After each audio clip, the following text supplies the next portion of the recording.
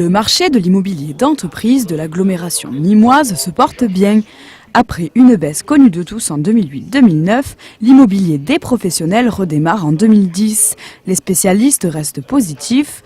Beaucoup de nouvelles structures ont été créées sur l'agglomération sans pour autant encombrer le marché, bien au contraire. On a une offre de qualité avec des bâtiments HQE, des bâtiments BBC, basse consommation, et à des prix qui sont des prix très compétitifs par rapport à la concurrence représentée par Montpellier, Marseille ou Aix, voire Avignon.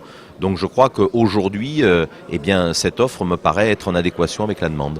Des spécialistes de l'immobilier d'entreprise qui confirment cette relance et qui comptent bien profiter de cette situation. Oui, alors ça, je peux vous le confirmer d'une manière nette et précise. On était très inquiets fin 2009, on était très inquiets fin 2008 avec la crise immobilière qui nous venait des États-Unis. Mais je peux vous dire que depuis le premier semestre 2010, on affiche des résultats vraiment absolument excellents. Là, on a le témoignage des professionnels qui nous affirment que le marché repart. Il y a des signes positifs, donc plutôt des perspectives rassurantes. Que l'on s'intéresse aux bureaux, aux locaux de production ou aux entrepôts, on observe des situations favorables ou diversifiées qui permettent au marché de se relancer.